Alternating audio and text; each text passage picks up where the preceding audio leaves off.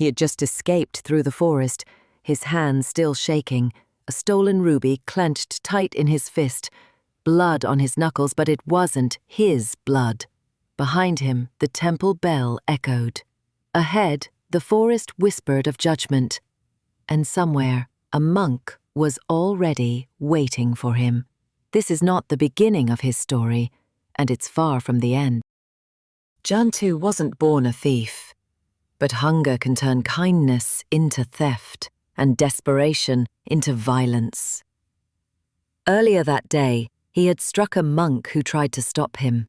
He had taken the offering bowl, the ornaments, and unknowingly, a sacred relic. Now he hid behind sacred walls, seeking refuge in the last place he thought he'd be welcomed. But he didn't know this monastery didn't believe in punishment. It believed in seeing the mind clearly, even the mind of a thief. He expected guards.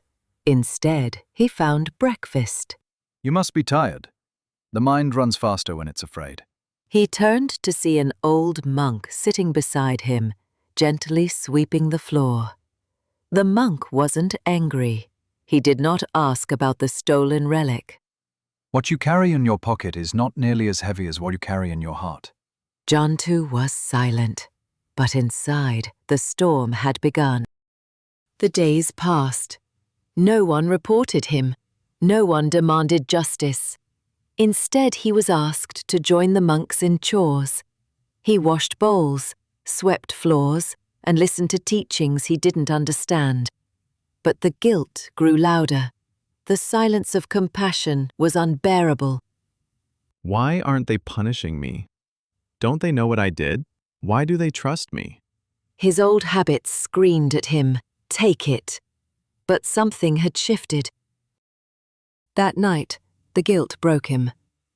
He returned the ruby quietly, placing it at the statue's feet. But the old monk was already there.